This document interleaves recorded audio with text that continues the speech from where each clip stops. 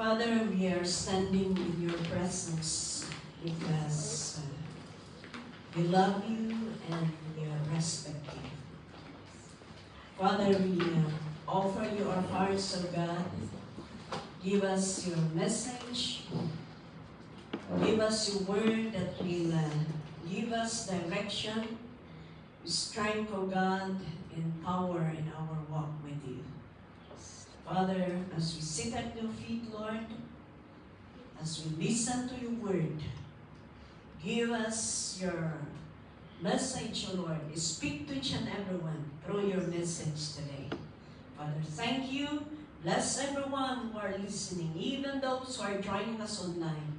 Father, I pray for your blessing upon each one, Lord, as we receive your message today. Father, thank you. Use me as your mouthpiece, O God. I know that I'm nothing without you. Father, anoint the lips of your servant, Lord, so that I could speak out your word, O Lord God. Father, thank you. Bless now your people in Jesus' name. Amen. Amen. Amen. Good afternoon. Hallelujah. Wow. Sino ang wala pang 1 month dito? Ay, tatlo. Hallelujah. Ay, tatlo Praise the Lord. Welcome to Hong Kong. Welcome to Hong Kong. And we are happy na kasama namin kayo sa araw na ito. And praying na patuloy pa rin tayo na maglingkod sa Panginoon. And I believe that my purpose, Lord, kung bakit tayo nandito sa Hong Kong, may wala pang 1 month, may 1 month, may 1 year, may maraming years. But what matters is that sana yung paglilingkod natin sa Panginoon. Amen? Alam niyo mga kapatid, kung maayos yung paglilingkod natin sa Panginoon, isusunod ng Panginoon pati trabaho natin. Yes. Amen? Kaya alam po namin na kayong mga baguhan, nag-a-adjust pa rin kayo, pero maging matatag lang tayo, ha? Yan. Ano man ang sitwasyon, pag-pray natin kay Lord, dahil wala namang imposible sa Panginoon, no? Dahil if God had created the heaven and the earth, and He is the giver of life and breath, yung sitwasyon pa kaya natin ang hindi niya kaya pag-uhin. Di ba? Kaya yan lang ang tayuan natin. No? And I believe that God will honor our service to Him. Unfair naman si Lord kung ginagawa natin ang best natin na maglingkod ay pinapabayaan tayo, di ba? Kaya sabi niya sa kanyang salita, if you are faithful, then I am faithful to you. Yan. Kaya ang topic natin ngayon is about how to focus our eyes on Jesus. Alam niyo sa mundong ito, maraming istorbo. Kahit kung saan ka nakaupo, maraming yung istorbo dyan. No? Baka isang istorbo yung katabi mo. Hallelujah. Ang daming istorbo sa ating paglilingkod sa Panginoon. Sa ating paglakad, sa ating pagsunod, sa ating pananampalataya, ang daming mga disturbance. Para hindi natin ma-focus ang ating serbisyo sa Panginoon.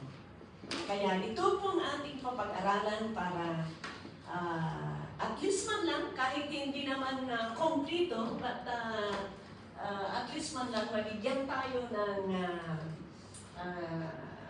mga bagay-bagay na gagawin natin para ma-focus natin ang ating pananampalataya sa Panginoon. Dahil first of all, yan po ang kagustuhan ng Panginoon na talagang i-focus natin sa Kanya ang ating pananampalataya. Dahil dito sa mundo, ang daming istorbo dito. Kahit na sa pagpunta mo sa church, maraming mga disturbo, di ba? Kaya kung minsan nananalo sila, hindi ka tuloy nakarating sa simbahan. No? Bakit? Ang daming mga istorbo sa ating paglakad bilang isang anak ng Diyos. Ano? Kaya, unang-una is how to focus our eyes on Jesus. O, para madali natin ma-remember. Tingnan natin yung focus na yan. Let us focus. No? Hallelujah. Anong unang letra ng focus na yan? Siyempre, ano? F. F in the feet. No?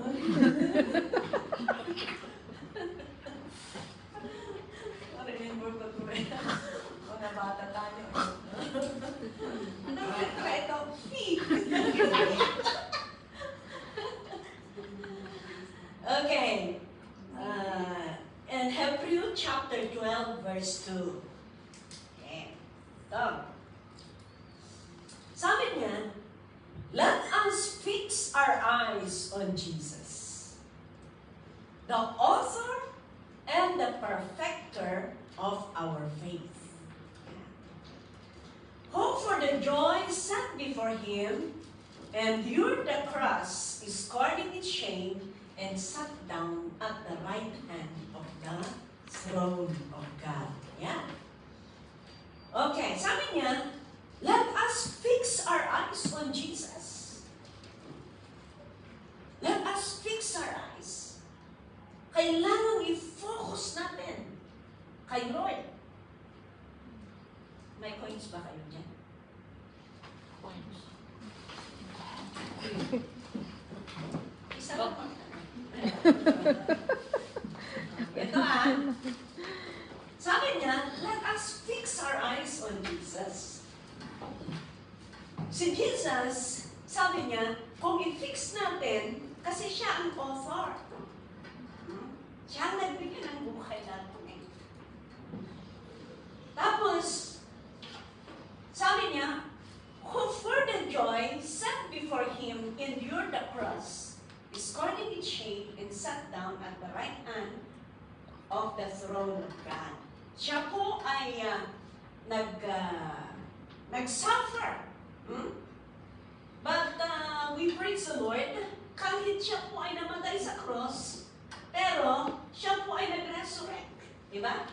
Kaya huwag tayong mag-end doon na namatay sa cross, tama na, period.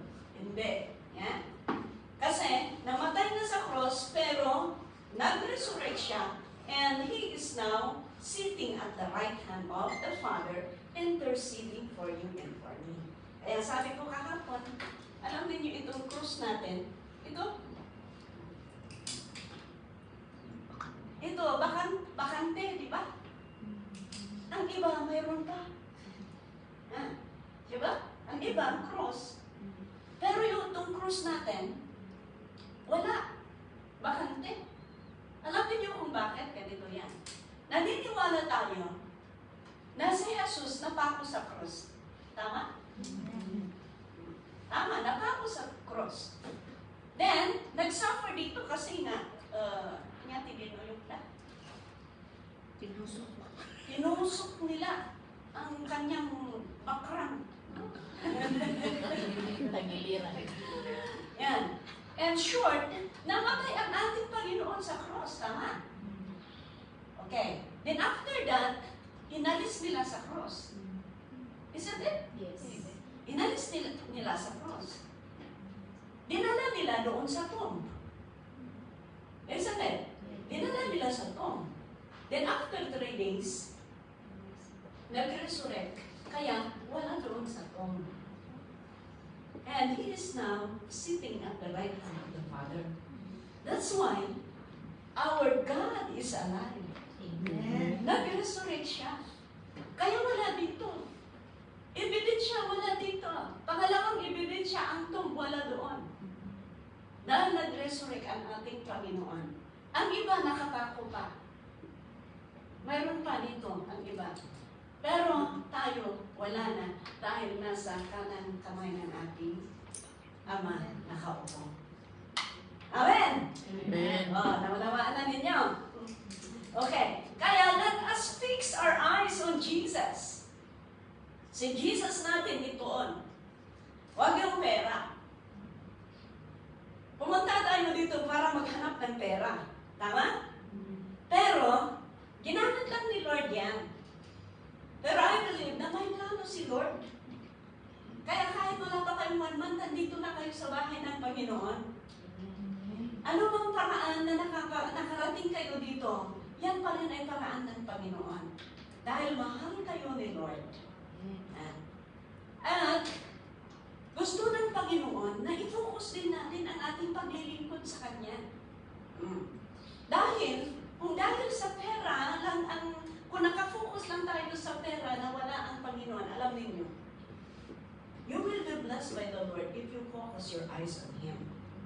Pero kung i-focus ninyo dito sa dolyar, literal na lang literal lang, focus mo dito. Ito lang ang titingnan mo. Okay? Diretso na titignan mo ito. Mamaya, maduduling ka. Di ba, maduduling ka? Kung maduling ka, 200. Di ba? Imbis na isang mukhang nakikita mo, nagiging 2 mukha na. Mamaya, hindi mo na alam which way to follow. Mamaya, nawala ka na, naligaw ka na. Why? Because you fix your eyes. Hindi ang Panginoon.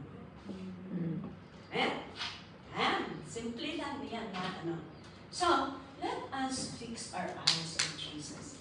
Kaya, kahit ano man ang problema, kahit ano man ang mga sitwasyon, napakaganda pa rin na, Lord, Ikaw pa rin. Ikaw pa rin ang hakanapin ko.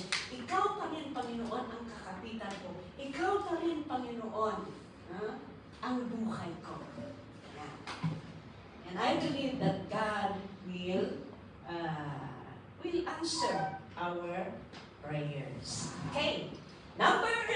Pangalawang letra. Ano yun? Pangalawang letra. Yan. Oh. Ano yung meaning ng obey? Ay, ano?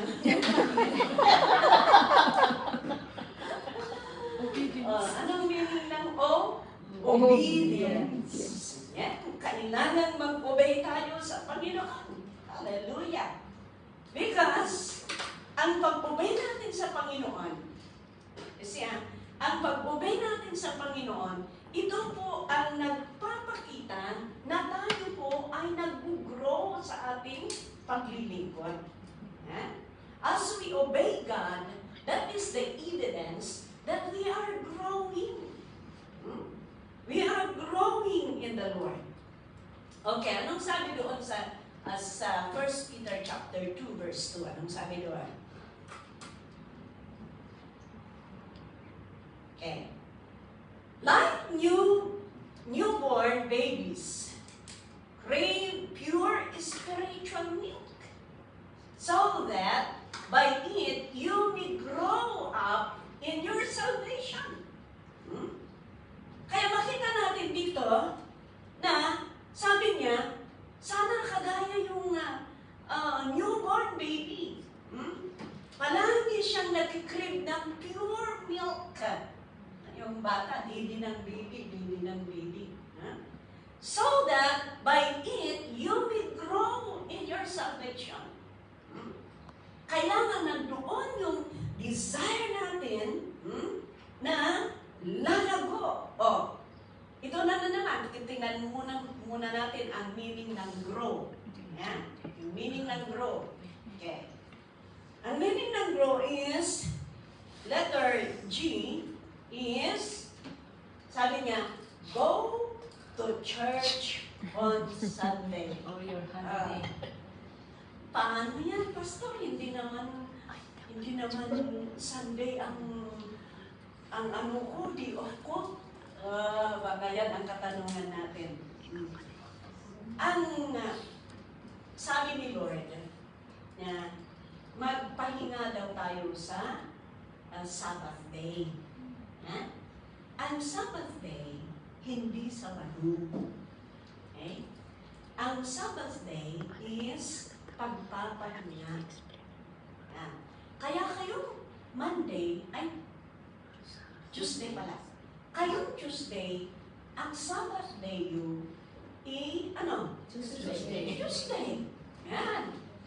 Kaya ito ang day off ninyo, ito ang rest din ninyo. Kasi kung sasabihin natin ang Sabbath day ay Sabado, paano na yung Linggo, Lunes, Martes, yung magdi-day off? Kung aantayin nilang mag-day off sila ng Sunday Saturday bago sila pupunta sa simbahan. No. Ang ibig sabihin niyan, pagpapahinga. Kaya during day off ninyo, para mag-grow kayo, sabi niya dito, go to church on Sunday or your holiday or your day off. Ay, salamat sa Panginoon dahil ang church natin, I would like you to know, kayong mga baguhan, that our church is open from Monday to Sunday. Kaya walang rason.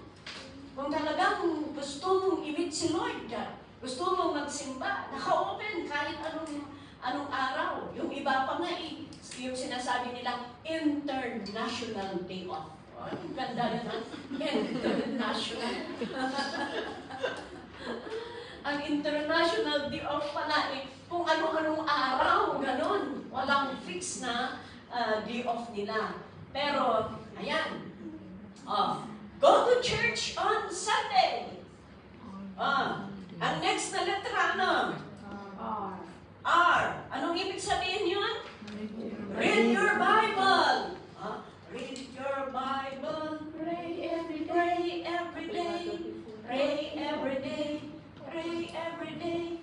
Read your Bible. Pray every day. And you grow. Ayan. Mag-grow tayo kung babasahin natin ang Bible natin. Kaya, sinong walang Bible sa inyo? Sinong may Bible sa inyo? Alam ninyo, magpasalamat tayo dahil open pa tayong maghawak ng Bible. Amen. Sa ibang nasyon, talagang kuha nila. Lalong-lalo na, alam ninyo sa China, mahirap doon. Mahirap ang sitwasyon ng mga kababayan natin doon. Kaya ang church natin sa Shanghai, iilan lang sila natira. Because just 1 month ago, napalabas na, anim na silang napiling. Why? Because, pinipili mo na dahil Christian. Hingga natatawan pa ng information na nakaawid na hindi kakabsat tayo. Because hindi free ang mga communication, hindi free na makicommunicate ang mga kapatiran dahil minumonitor nila pati ng cellphone, pati number ng cellphone, pati account. Ganun. Kaya magpasalamat tayo sa Panginoon because we are still free. That's why, itong natin, okay, isingit ko, itong crusade natin this coming Sunday, try your best to text your friend. Kung hindi kayo makalabas, i-text na ninyo yung mga friend ninyo na mag-day off, pupunta sila doon sa Cheddar Road. Alam niyo yung Cheddar Road doon sa Blackman. Kung hindi nila alam ang Cheddar Road doon sa Blackman kasi yan ang popular na alam ng mga Pilipina. They will go there kasi we have the healing crusade. Kahit amo ninyo, you invite them to go there. Lalong-lalo na kung may sakit sila. And we will pray that God will do something great. Hallelujah. Mga friends ninyo, yung mga mamimit ninyo kung magsundo kayo ng bata, or sa palengke, ganon. I think we have still trucks dito. Pwede ninyong kunin para i-distribute ninyo kung magpalengke kayo. Kung lalabas din kayo, wow, very good, kung makalabas kayo. You come and join us and we will enjoy the presence of God. Pamilya ninyo, isend ninyo yung mga page natin. Alam niyo yung page natin, Free Believers in Christ Fellowship International. Yan ang page natin. Yung YouTube naman natin is FBCFI Hong Kong. Send ninyo yung mga link na yan sa mga parents ninyo, mga kapatid ninyo, wherever they are, so that even online, they can join us. Malay mo, kahit online yan, kumikilos ang Panginoon. Kahit ng mga, yung tarpaulin na yan, doon, kung napakinggan na kayo na i-post sa page natin, yung page tayo man, kung saan nalihay?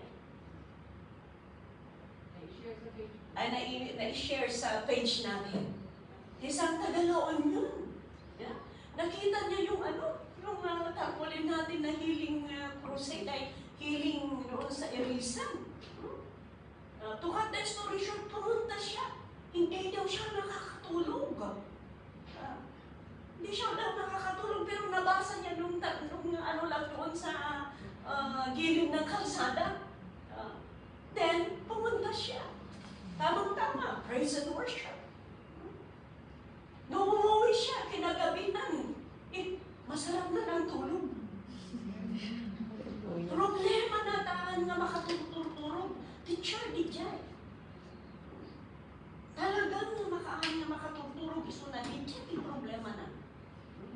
Iso may din next, intugot na ni Bakit na, intugot na kaya tanong na anak na. Ako na napudno si bibiyag ti Diyos na dahiting na simbahan. Hallelujah! Ha? Awan din posible ka ni Apo Diyos. Walang imposible sa Panginoon. So let's invite our friends. Invite our family. Uray ang daday dyan, maskit na ang daday dyan, balbalay na. Sige, ang buya na, malay mo. Anong imposible nga ni Apo Diyos katagaraw, uray pati panagbuya na. Amen?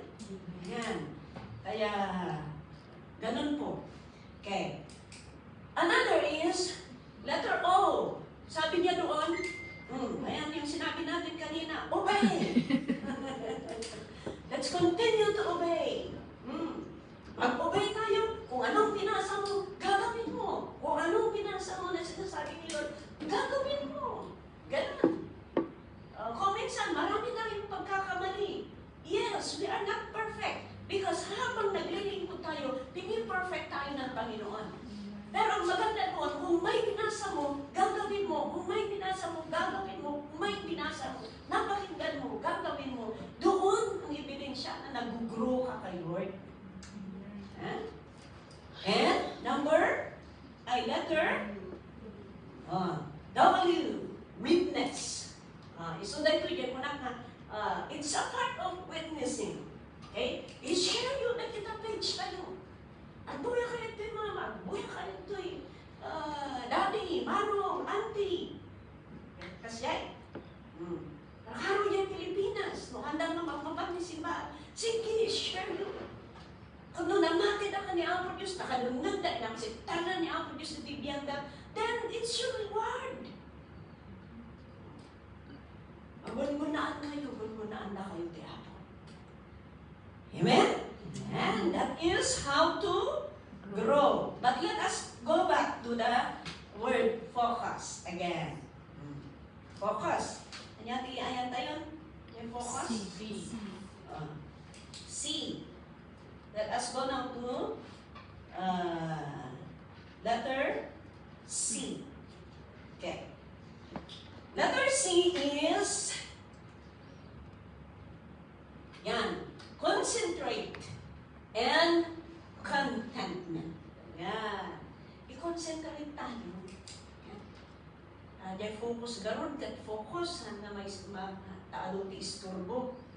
So nga, no, isturbo ti katabi ko lang. Focus ka man.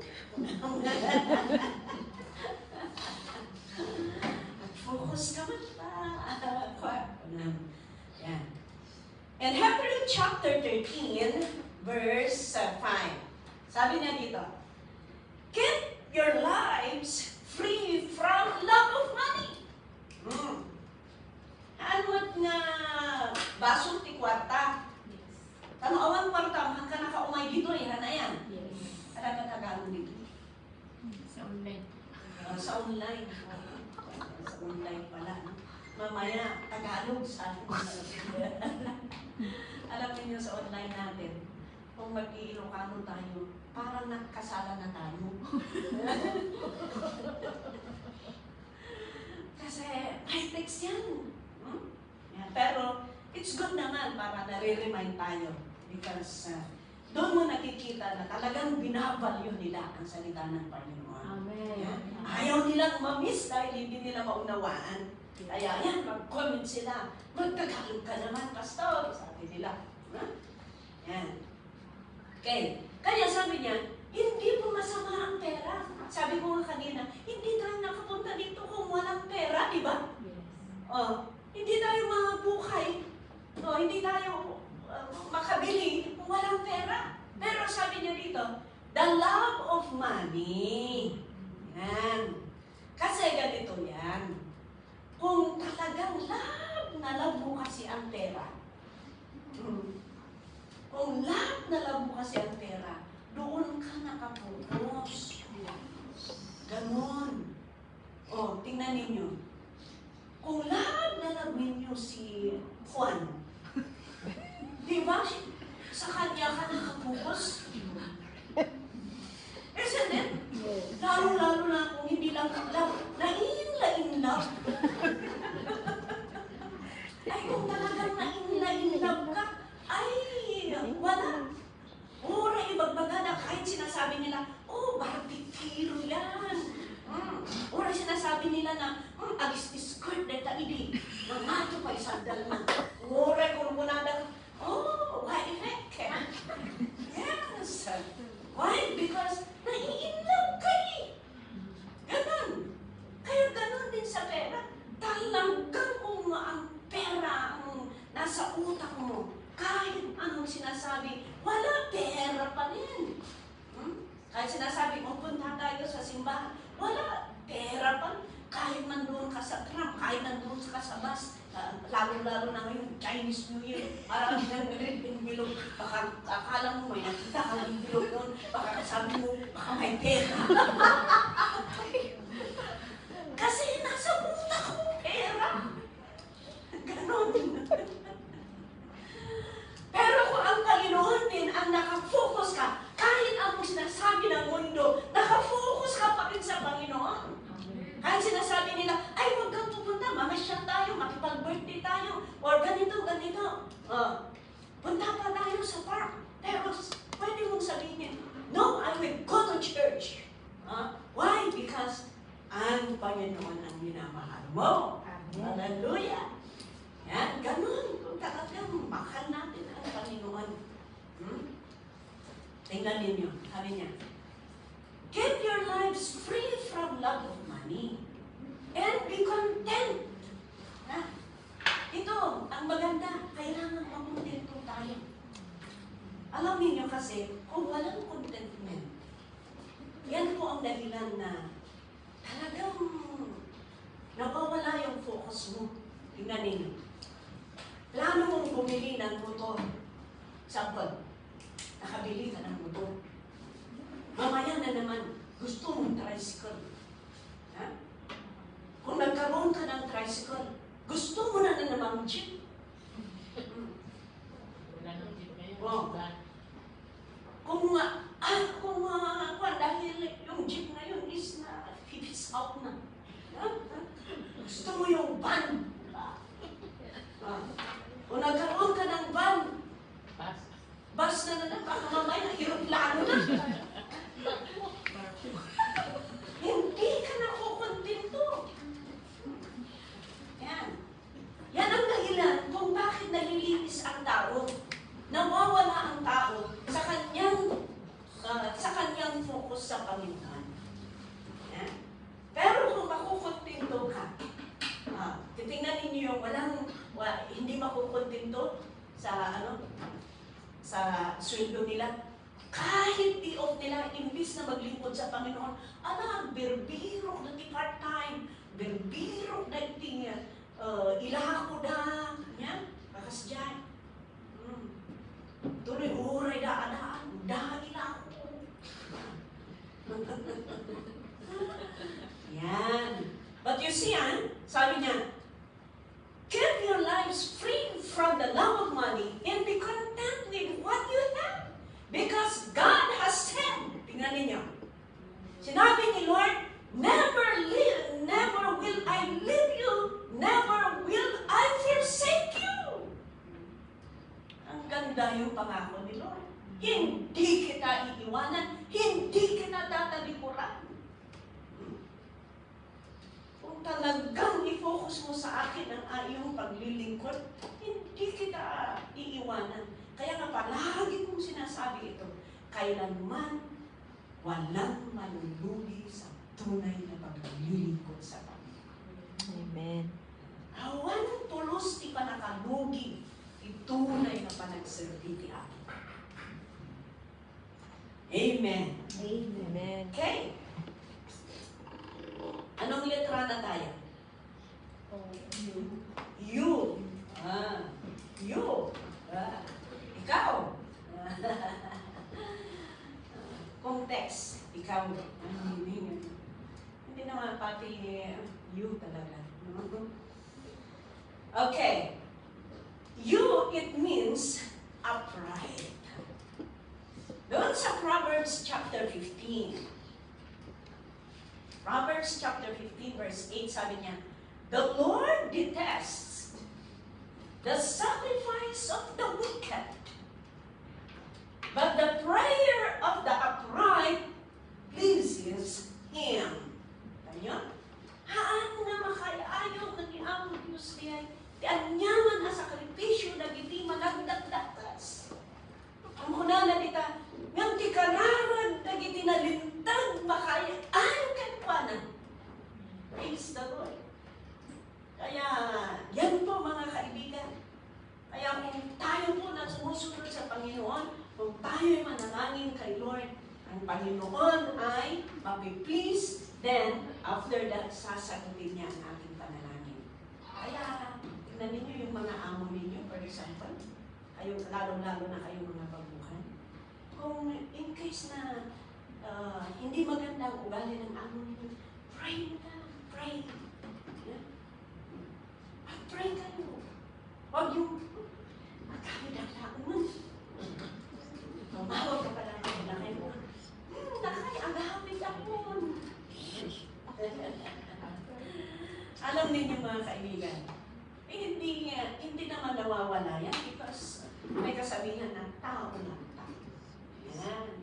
May nararamdaman natin na mapapagod tayo, maaasar tayo. Pero alam ninyo, ang pinakamagandang solusyon niya, manalangin sa Panginoon. Amen. Panalangin ninyo ang amo ninyo. Maghanap kayo ng mga bagay-bagay na maganda na mag-comfort sa inyo. Huwag ninyo kasing sasabihin, grabe kasi si Juana. Minsan, ano yung pangpanagan natin, ang amo na? Kulas. Si Kulas. Ganun. Grabe ang kanyang kwan. Tapos, kung pinauwi kayong maaga, huwag kayong mag-murmur.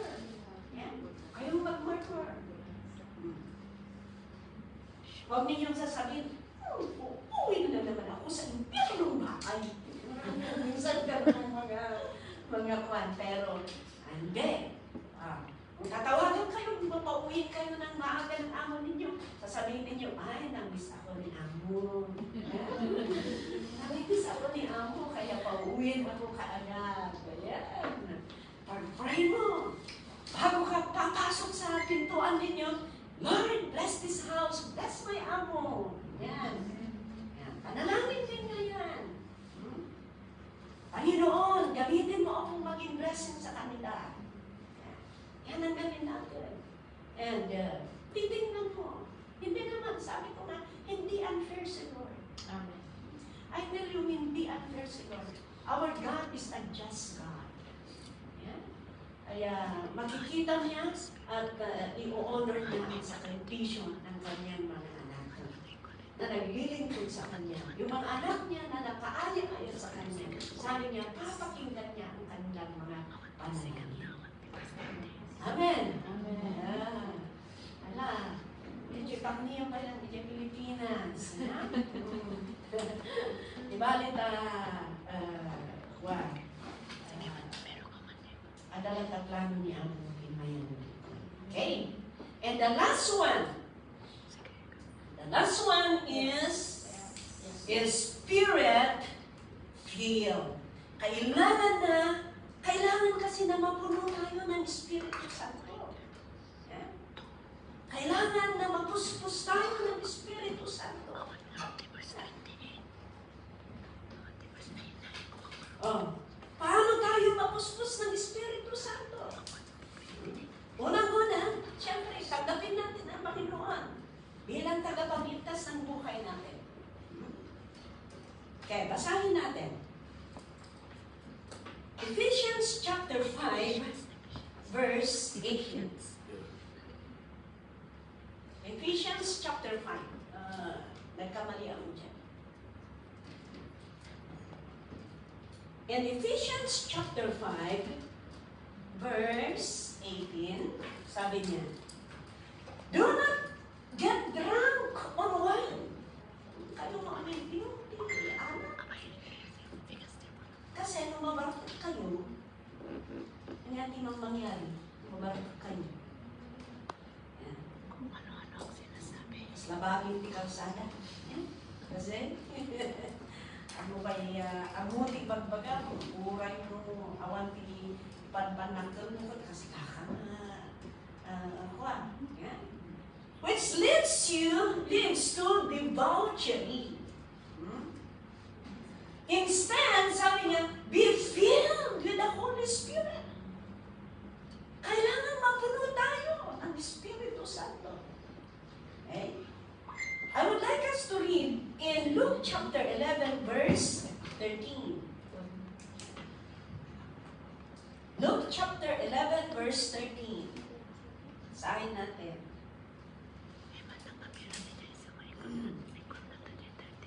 Hallelujah. In Luke chapter 11, verse, yan. Do not,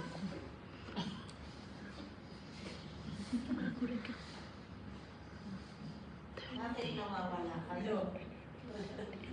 Luke 11, 13, 11. Luke chapter 11. Walang 11.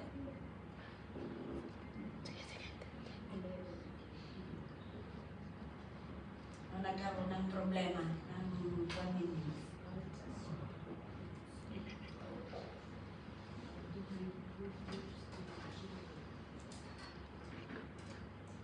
Luke 11.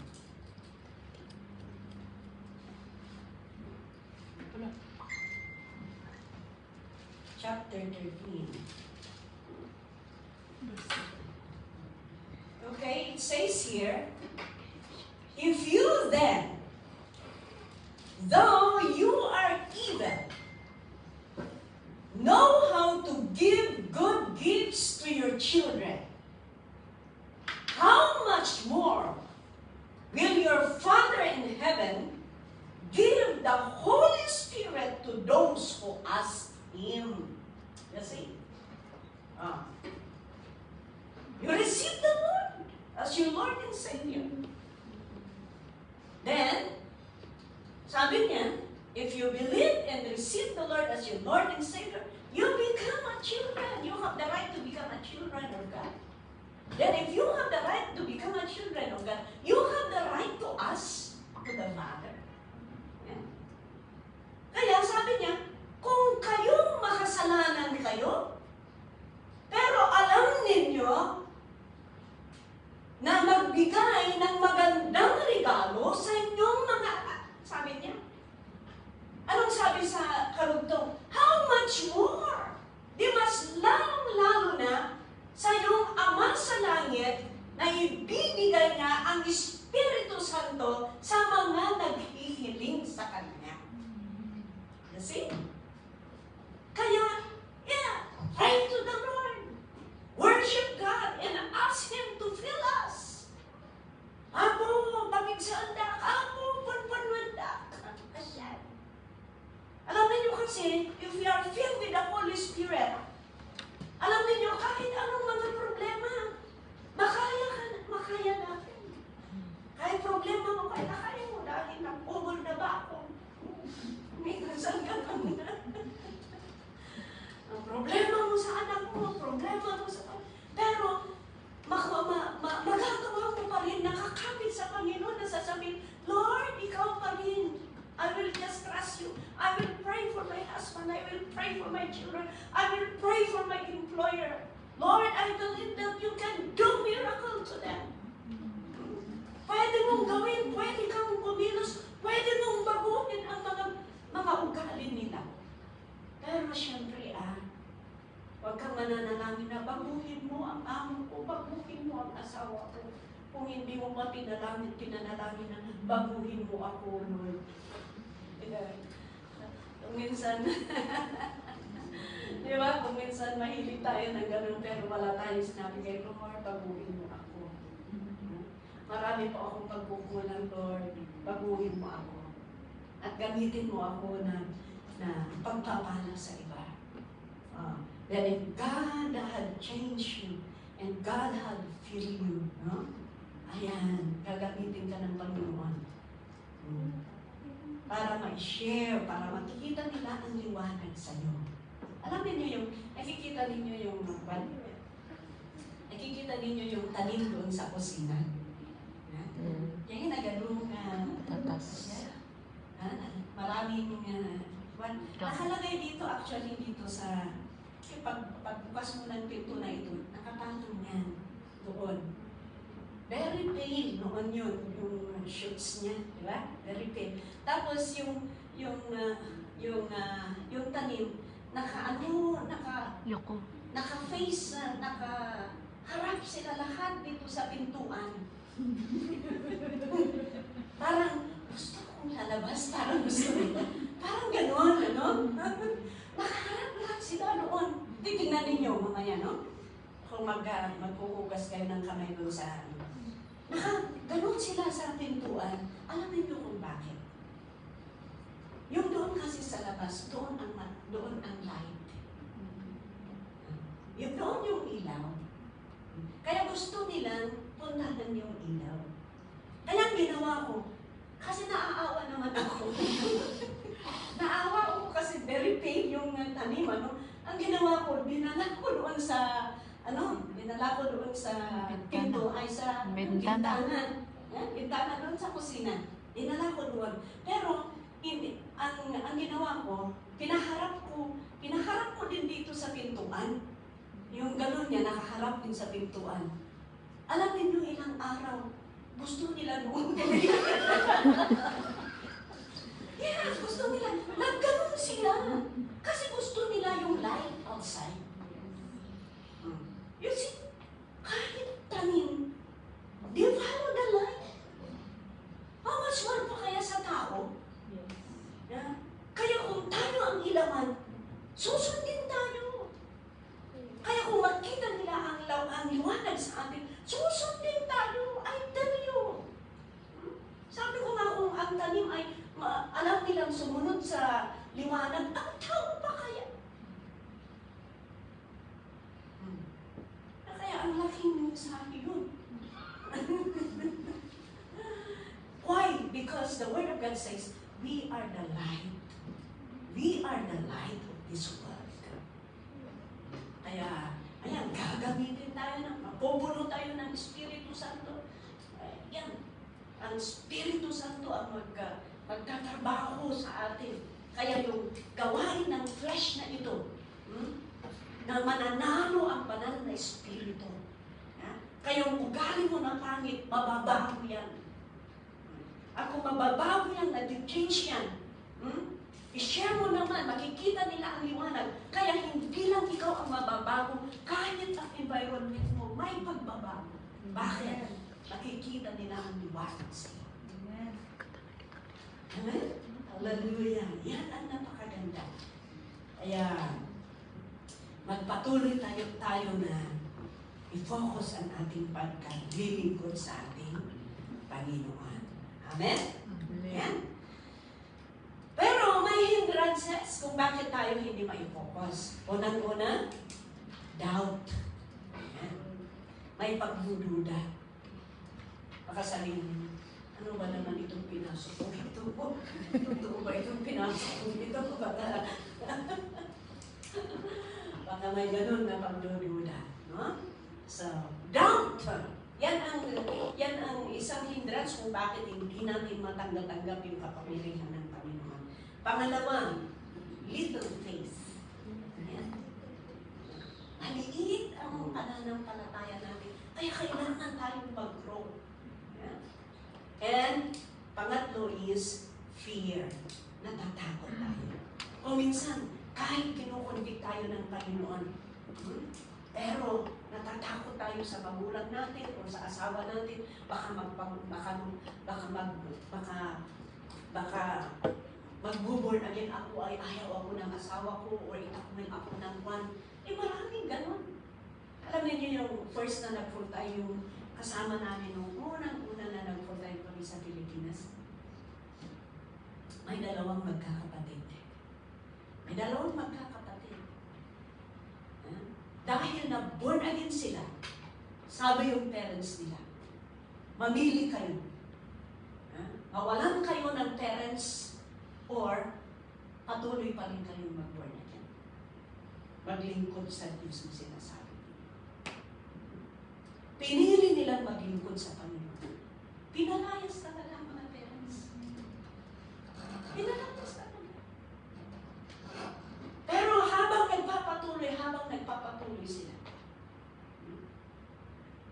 hindi nagtagal. Kumilos na ang Panginoon sa kanilang mga parents at sila rin ay namuhay. You see? Imagine, itakwil ka ng parents mo dahil maglingkod ka lang kay Lord. Kung natakot sila, wala. Baka hindi natuloy ang salvation ng family. Pero dahil tinayuan nila ang paglilingkod sa Panginoon, ayan, kumilos mo ang Panginoon. Yan. Okay, kaya huwag tayong magdadao, palaguin natin ang ating pananampalataya, huwag tayong matakot. Yan. Tayong matakot. Dahil kung ang Diyos ang gumawa ng langit at lupa, siya ang nagbigay ng buhay at hininga. Ang problema mo ba kaya ang hindi niya kaya? I am more than 30 years serving the Lord already and full time. Ni kailanman hindi nagkulang si Lord sa akin. Amen. Sabi pa yung kapatid ko noon, kasi I decide to go full time. Yung second child namin noon, sabi niya, ngayon na dinesisyonan mo na maglingkod, mag full time, mag-born again at mag full time. Sabi niya, kahit isang 5 centavos. Wala akong maibibigay sa'yo. Second child namin. Yan ang sabi niya sa akin. Kasi ang dami-dami namin, magkakapatid. Walang gustong kaming mga nagiting ngayon, mga puning na, kasi third ako to the last eh. Na kami, kasi marami pang mga manang namin na nag-aaral, ayaw namin kuminto. Kaya, ang ginawa ko, tumira ako doon sa kuya ko. Pero, nung nakatira ako sa kuya ko, doon yung time na nag-born again ako at gusto kong mag-full time. Eh sabi niya, ngayon na mag-full time ka, kahit 5 centavos, wala akong maibibigay sa iyo. Sabi niya sa akin. Pero, naitatak pa rin sa isip ko, sabi ko, si Lord naman ang may-ari ng lahat. Ay, yaman na ka-ijay na tayo ngayon, kapudpudutan ti panagserbi na kasla katungtong ba, kaurewan pamasahin. The first to na nag-full time inbaon na kami di akupan. Yan, the first na nangipananda niya, di akupan. Nagnag na kami di disyerto, ang outreach kami di sa Nilo. Hindi ko kakasam, ni Rudy nga ulaw, di mga disciple kanya kini. ang hindi ko na ulaw. Ang nagpapasuahan na, ang ano, dahil ka talaga marunong na ulaw, ginagana. Yan. Hindi ko na ulaw. Kasi, kagyaman ako ni Apo Diyos ako. Ingana ako na ni Mother. Ni alam niyo na ito talaga masahin mo mga mapanday ako pan. Wala na. Sakto na rin eh. Kasi na rin. Ayun niya ang kasabi. Ang gayang lumapan.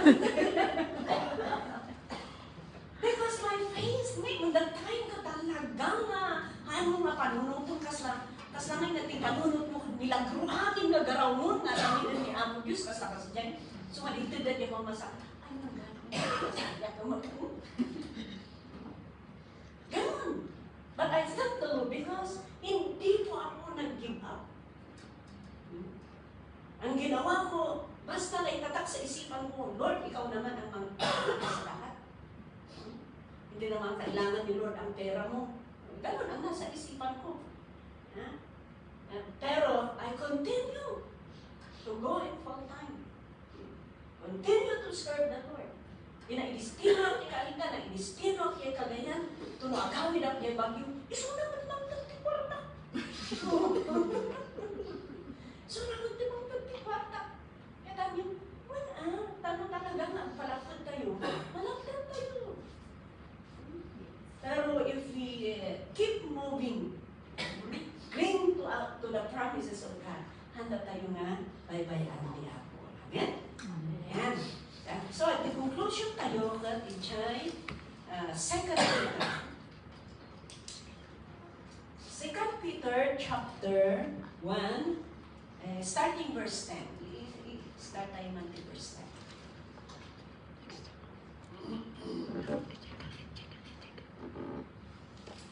Hallelujah. Let us start in verse 10.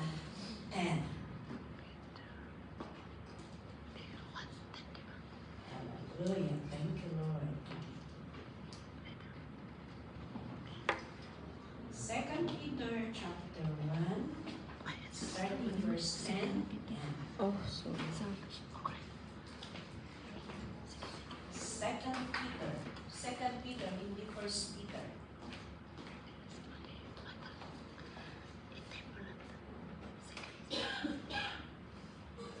Okay, muna na dito, sabi niya dito,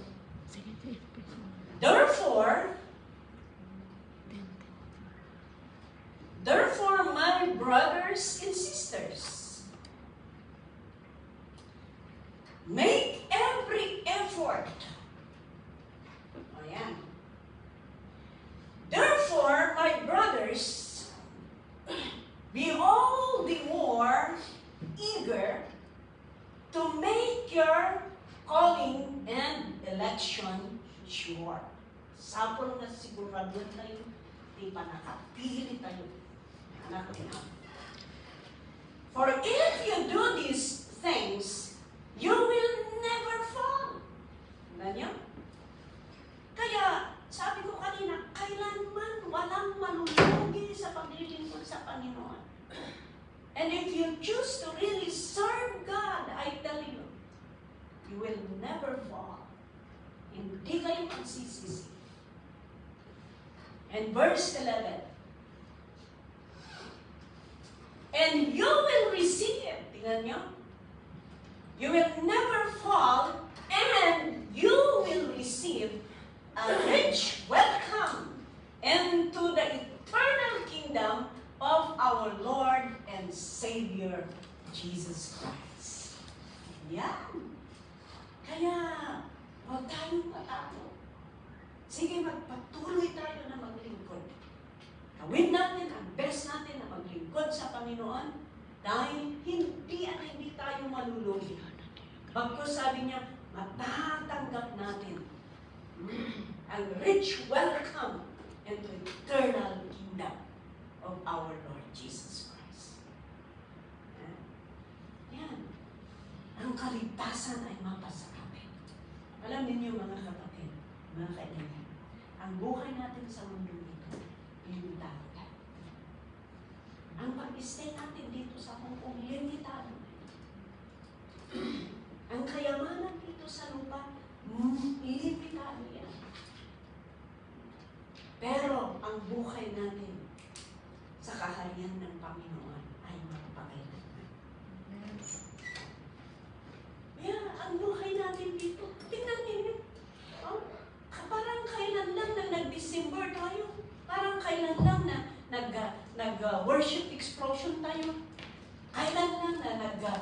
nag-healing crusade tayo. Parang kailan lang nag-prayer and fasting tayo.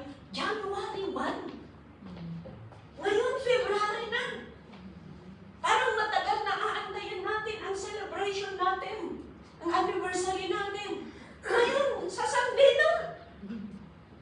You see, very fast ang paglipas ng panahon.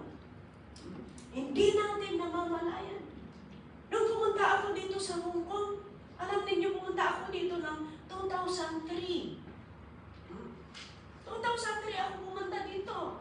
Ngayon, 26. 26 na, ilang taon na ako din dito. Parang kailan lang. 23. Bata-bata pa ako noon. Ngayon, malapit ng senior.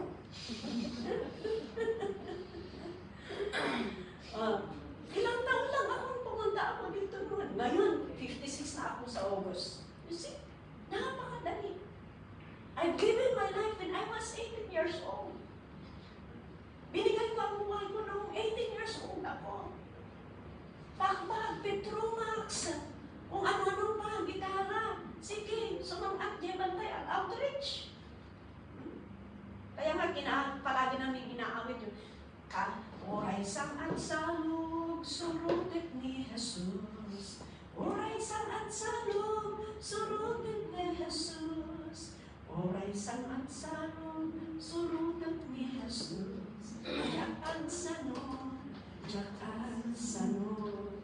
Tapos yan, oray mo na sangat, oray ang tutudo. Oray ang tutudo, surutit ni Kristo. Ano may nagitiliw-liwag, isusunod ka ni ang Diyos. Kaya, I thank the Lord. I am already 56 years old. I thank God because I'm still alive serving Him. Wala na absent. Nakita ka na amuak, na awan di kasasayaan, iti daytoy panagbiag ti rabaw ti daga, no saan nga ti panagserbi ti Apo. Amen. Nga naman nga kaya't nga sa una, ang full time kayo nga, katunggal may sa ali kayo pastor tayo amin, sino may ti mapastora? Diba? Chay, naman kahit naman sa una, ang serbi tayo, sige, ang trabaho, ang serbi tayo. Da kami nga naawagan nga pastor nyo, ay ang pastor kami ma. Yan. Ang papala tayo, mga aramid tinakaayaban tayo. Ano, mabalin lang kung mga agsisinukad, agsisinukad tayo. Kasi dyan, mga amat karoon na babalin. Yan. So nga, tingin natin tas, nagsasak tayo, enjoyan tayo mag-serbi. Habang tayo'y malakas, habang tayo'y may magawa para sa Panginoon, let us enjoy working here in Hong Kong and enjoy serving the Lord while we are still here in Hong Kong. Amen? And so, nagtrabaho tayo, at dapat saran tayo para di pamilya, trabaho tayo para matiti trabaho di ako. Let's at least balansikin pa nagserbi. Amen? I-check Pilipinas, ang yung Pilipinas, oray kaya mo nga ito, ti offering mo, ti tithes mo, awan matgaron, ti sweldo. Ya? Agmula ka, madamdaman na depos, ti gatong ti bagyo. Awan manay. But at least, dito'y oray no, duda. Oray no kunadang, di ko nang dibali ako, tandaan ko katapusan, kung ko nang matunan. Kasyay, nantuman pa ito'y bukin ka ako, tas pa nagserbikin ka, ako mabalmaliwang na ito'y taadong may di maaramidang parakin ka, unang pagtakan ni ako Diyos. Amen? Yan. Ala, gusto ni Jai. Agyaman kami ako niya, dahil ito'y nasa kanya kami na nagan. Alakat pa, bigsaan na kami nga kantanayon di pa nagserbi. Dato ni, dahil itigibiyag mikan ka, tapos ka sa aramada na kami kani Apo, apakailayawan tinagan mo. Lord, i-bless mo. Ano na iti problema ni? Marami po kaming mga pagkukulang, marami din kaming mga problema, Panginoon. Pero salamat dahil nandyan ka na nagpapalakas sa amin. Tunay nga, Panginoon, walang imposible sa iyo. Kaya kami po ay dumudulog, kami po Panginoon ay nagsusumamo dahil alam po namin Panginoon na buhay ang Diyos na aming pinaglilingkuran. Na pwede mong baguhin ang negative Panginoon. And the negative will become positive as long as we serve you faithfully. So Father God, we just commit everything unto you. Lord, ikaw pa rin Panginoon ang kumilos sa buhay ng bawat isa. Salamat po Diyos. Ito po ang aming samot dalangin sa pangalan ni Jesus. Amen.